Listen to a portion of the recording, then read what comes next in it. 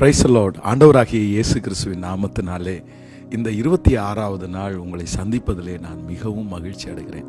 ஆண்டவருடைய பிள்ளைகளே, ஆண்டவருடைய தூதன் நமக்கு முன்பாக போய் நம்ம கூடவே வந்து காரியங்களை வாய்க்க பண்ணுவேன் என்கிறத கர்த்தர் நம்மோட பேசிகிட்டே இருக்கிறாரு.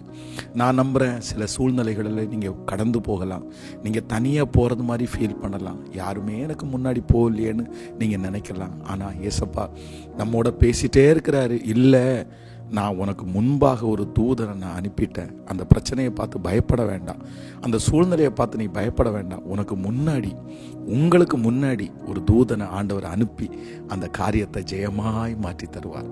ஆண்டவருடைய பிள்ளைகளே, ஒவ்வொரு நாளும் நாம் ஒவ்வொரு ஞானத்திற்காக நம்ம ஜெபித்து கொண்டே இருக்கிறோம். இன்றைக்கு நான் ஆண்டவருடைய சமூகத்திலே ஒரு ஞானத்திற்காக கேட்டபோது, குழப்பங்களிலிருந்து எங்களுக்கு விடுதலை தாரும் ஆண்டவரே, இந்த குழம்பாமல் இருக்கிறதுக்கு ஞானத்தை கொடுங்க ஆண்டவரேன்னு நம்ம ஒவ்வொரு ஆண்டவருடைய பிள்ளைகளும் ஜெபிக்கணும். வேதத்தில் ஒரு முக்கியமான ஒரு சம்பவம் இருக்குது பாருங்களேன். மத்தேயு எழுதின சுவிசேஷம் 1வது அதிகாரத்தினுடைய 19வது வசனத்தை நம்ம வாசிக்கும் போது, அவள் புருஷனாகிய யோசேப்பு நீதிமானாய் இருந்து அவளை அவமானப்படுத்த மனதில்லாமல் ரகசியமாய் அவளை தள்ளிவிட யோசனையாய் இருந்தான். அவன் இப்படி சிந்தித்து கொண்டிருக்கையில் கர்த்தருடைய தூதன் சொப்பனத்திலே அவனுக்கு காணப்பட்டு, தாவீதின் குமாரனாகிய யோசேப்பே, நீ உன் மனைவியாகிய மரியாளை சேர்த்து கொள்ள ஐயப்படாதே, அவளிடத்தில் உற்பத்தியாயிருக்கிறது பரிசுத்த ஆவியினால் உண்டானது. ஆண்டவருடைய பிள்ளைகளே, இந்த இடத்துல இந்த சம்பவம் நமக்கு தெரியும். மரியாள் அவள் யோசேப்பு என்கிற ஒரு மனுஷனுக்கு திருமணம் பண்ணி கொடுக்கல, நிச்சயிக்கப்பட்டிருக்கிறது.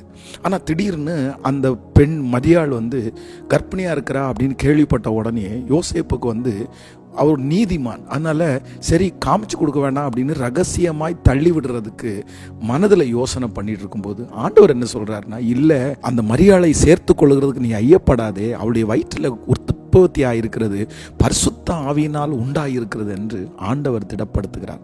அப்போ இந்த இடத்துல என்னன்னா, யோசேப்புக்கு ஒரே குழப்பம்.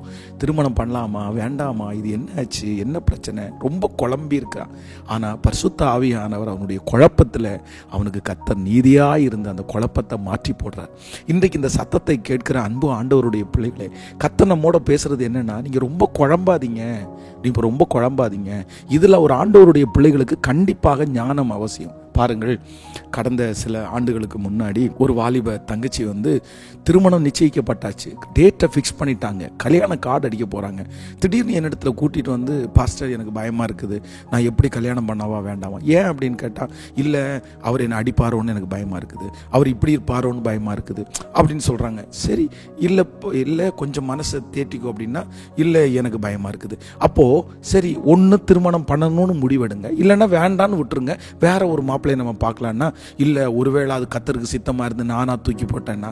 அப்போது ஒரே குழப்பம். ஆண்டவருடைய பிள்ளைகளை ஒன்று நினைத்து கொள்ளுங்கள், சில காரியத்திற்கு சில நெகட்டிவ் சில பாசிட்டிவ் இருக்கத்தான் செய்யும். அதுக்காக நம்ம குழம்பிட முடியாது. நீங்கள் குழம்பிடாதீங்க, டிசைட் பண்ணுங்க, வேணுமா வேண்டாமா, அந்த காரியத்தை பார்த்து டிசைட் பண்ணி, அதுதான் ஒரு தேவனுடைய பிள்ளையினுடைய பவர். இந்த டிசைட் பண்ணுற அத்தாரிட்டின்றது ஒரு பெரிய அபிஷேகம், அதான் ஆண்டவர் உங்களுக்கு தருவார். அதனால் நீங்கள் குழம்பி போய் எந்த பிரயோஜனமும் இல்லை. சிலர் வேலைக்கு போவாங்க, அந்த வேலையை கொஞ்ச நாள் இருப்பாங்க, திருப்பி அது ஒரு குழப்பம், இது எனக்கு வேலையா, நான் இங்கே இருப்பேனா இருக்க மாட்டேனா. சரி, ஓகே, இருக்கிற நாள் வரைக்கும் யோசேப்பு எப்படி போத்திபாருடைய வீட்டில் இருந்தானோ அது வரைக்கும் நல்லா தான் செஞ்சான். எவ்வளோ நாள் சிறைச்சால் இருந்தாரோ அன்னைக்கு வரைக்கும் நல்லா தான் செஞ்சார். என்னைக்கு பார்வோனுடைய இடத்துக்கு போனாரோ அப்போ அங்கே இருக்கும்போது அவருக்கு ஏற்ற மாதிரி நல்லதாக செஞ்சார். நீங்கள் எந்த இடத்துல இருக்கிறீங்களோ அந்த இடத்துல குழம்பி போகாமல் இருக்கிற நாள் வரைக்கும் பெஸ்ட்டாக பண்ணுங்க. அதுக்கப்புறம் அதை விட ஒரு நல்ல ஆப்பர்ச்சுனிட்டி, அதை விட ஒரு நல்ல சம்பளம் கிடைச்சா ஸ்கிப் ஆகி அதுக்கப்புறம் அடுத்த ஸ்டெப் எடுத்து வைக்க வேண்டியதுதான். இதுக்கு குழம்புறதுக்கு எதுவுமே இல்லை. இப்படியே உங்களுடைய குழப்பத்தையே நீங்கள் வளர்த்துட்டு இருந்தீங்கன்னா உங்களால் எந்த காரியத்தையும் ஒழுங்காக செய்ய முடியாமல் போயிடும். அதனால ஆண்டவருடைய பிள்ளைகள் இன்றைக்கு ஒரு தீர்மானம் எடுங்க. நீங்கள் முதல்ல குழம்புறதை நிறுத்துங்க.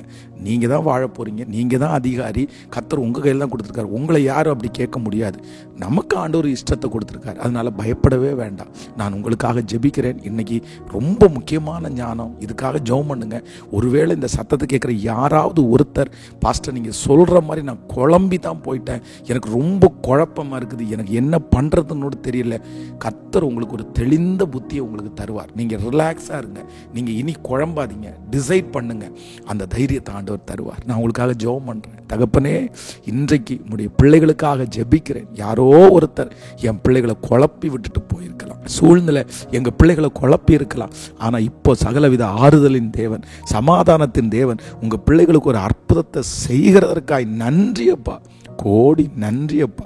இன்றைக்கு பிறந்த நாளை காண்கிற, திருமண நாளை காண்கிற உங்களுடைய பிள்ளைகளை மனதார நான் ஆசீர்வதிக்கிற ஆண்டவரே, நன்றி. உங்கள் கிருபை தாங்கட்டும். ஜெப குறிப்பை அனுப்புகிற ஒவ்வொரு பிள்ளைகளையும் கர்த்தர் 1000 மடங்கு நீர் ஆசீர்வதிப்பீராக. அவங்க ஜெபங்களுக்கு பெரிய பதில் கிடைக்கட்டும். மனசார ஆசீர்வதிக்கிறேன். இயேசுவின் மூலம் ஜெபம் எடுக்கிறோம் நல்ல பிதாவே, ஆமேன். God bless you. ஆண்டவர் உங்களை ஆசீர்வதிப்பார். இன்றைக்கு காலையில் 10 மணிக்கு ஃபாஸ்டிங் ப்ரேயர், மாலையில் 6:45 மணிக்கு நமக்கு 26வது நாள் செக்ஷன். கலந்து கொள்ளுங்கள், சேர்ந்து ஆண்டவரை ஆராதிப்போம். God bless you. Praise the Lord.